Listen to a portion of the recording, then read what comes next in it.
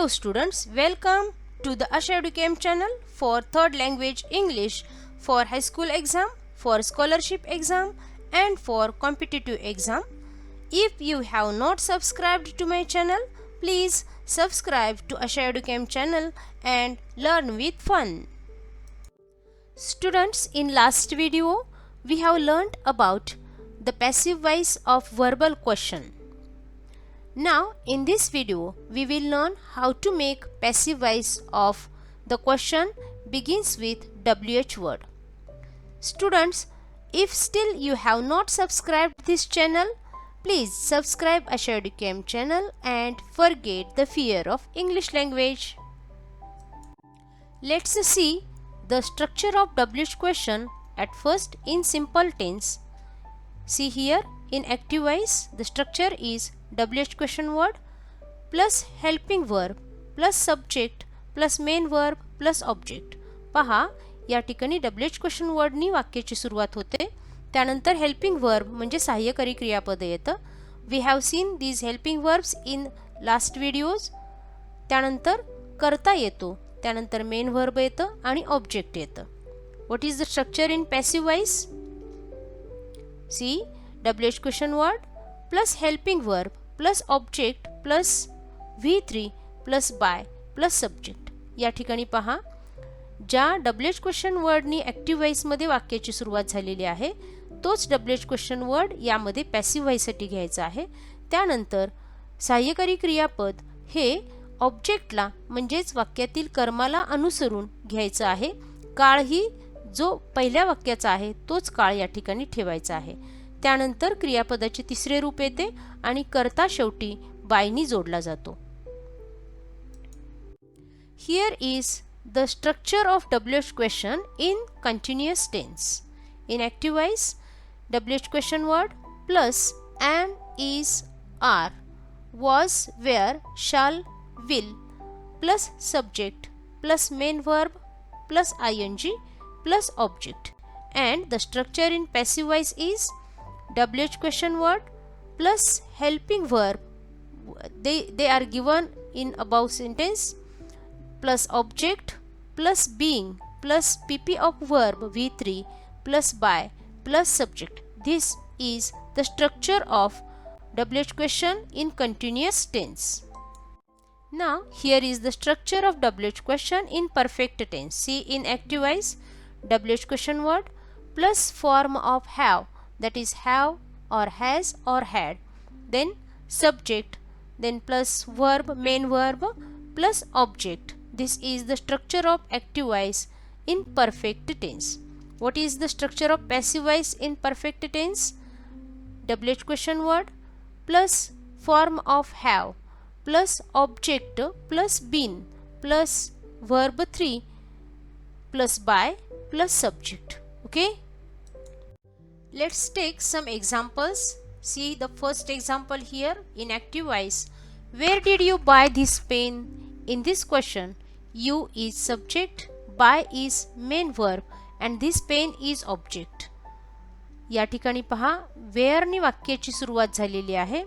त्यानंतर डीड हे सहाय्यकारी क्रियापद आलं, यू हा सब्जेक्ट आहे, बाय हे मुख्य क्रियापद आहे, धिस पेन हे ऑब्जेक्ट आहे. What is the passive voice of this question? Where was this pen bought by you?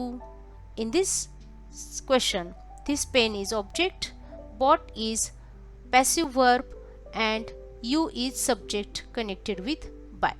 यामध्ये बघा ॲक्टिव्ह व्हॉइसमध्ये डीड हे सहाय्यकारी क्रियापद आलेले आहे, परंतु पॅसिव्ह व्हॉइसमध्ये धिस पेन याला अनुसरून वॉज हे भूतकाळामधील सहाय्यकारी क्रियापद घेतलेले आहे. See the next example. Who broke my new cycle? In this question broke is verb, my new cycle is object. यामध्ये सब्जेक्ट दिलेलं नाही. In passive voice the answer is by whom was my new cycle broken? My new cycle is object and broken is verb. या ठिकाणी बघा who broke my new cycle? माझी cycle कुणी मोडली? By whom was my new cycle broken? माझी नवीन cycle कोणाकडून मोडली गेली? अशा पद्धतीने याचा अर्थ होतो. See the next example here. Example number 3. In active voice, why don't you clean the room?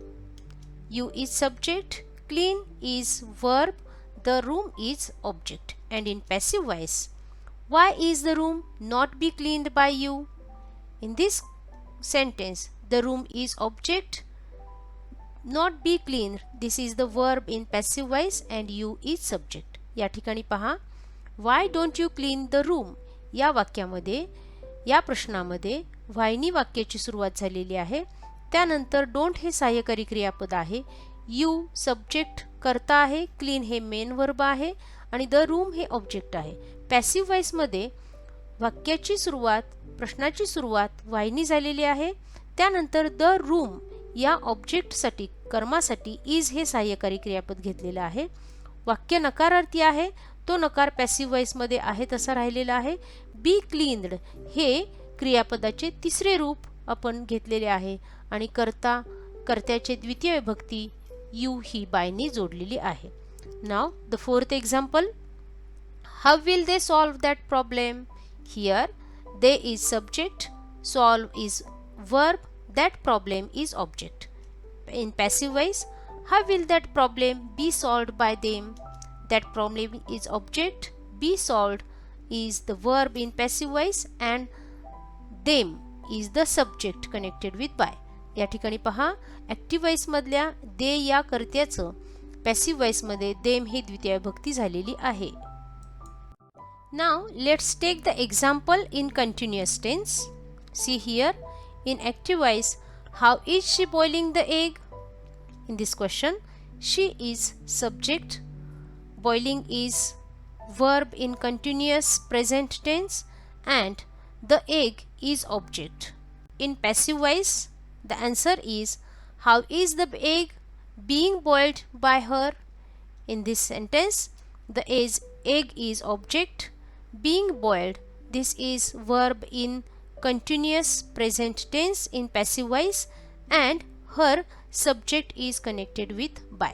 बघा, लक्षात आले, यामध्ये पहिलं वाक्य जे दिलेले आहे ते प्रेझेंट कंटिन्युअस टेन्स मध्ये दिलेले आहे आणि पॅसिव्ह व्हॉइस मध्ये कंटिन्युअस टेन्स आहे वाक्यामध्ये हे दाखवण्यासाठी बीइंग या शब्दाचा वापर केलेला आहे. आपण स्ट्रक्चर मध्ये सुद्धा हे पाहिलेलं आहे. कर्ता शी याची द्वितीय विभक्ती या ठिकाणी हर ही जोडलेली, बायनी जोडलेली आहे. Next example. Where were they building the hospital? In this question they is subject, building were building, this is the verb in past continuous tense and the hospital is the object. What is the passive voice of this question? Where was the hospital being built by them? Here the hospital is object, कर्म या ठिकाणी सुरुवातीला घेतलेला आहे.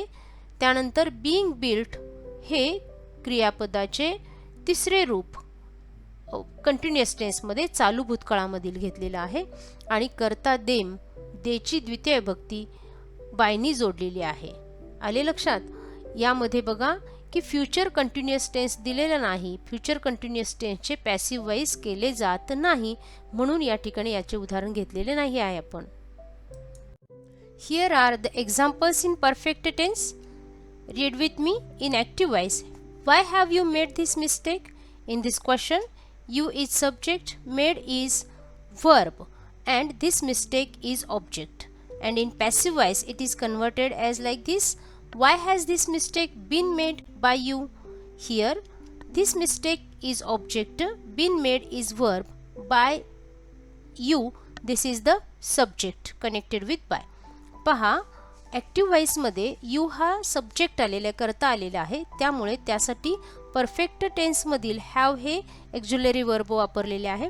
परंतु passive voice मध्ये this mistake हे तृतीय पुरुषी एकवचनी नाऊन असल्यामुळे त्यासाठी हॅज हे सहाय्यकारी क्रियापद वापरलेले आहे आणि बीन मेड हे पॅसिव्ह व्हॉइस मधील क्रियापद या ठिकाणी वापरलेले आहे. Next example. Where had he deposited the money? Here he is subject, deposited is verb, the money is object. Okay. And in passive voice, where had the money been deposited by him? Here the money is object, been deposited is verb, and him is connected with by. him ही जी द्वितीय विभक्ती आहे हे लक्षात ठेवा. Students, here are the examples for practice. Read them carefully, take down them in your notebook, change them into passive voice and write the answers and ask your doubts in comment box. Okay, have a good luck. Thank you for listening. Please like, share and subscribe to Asha EduCamp channel to get more exciting educational videos regularly.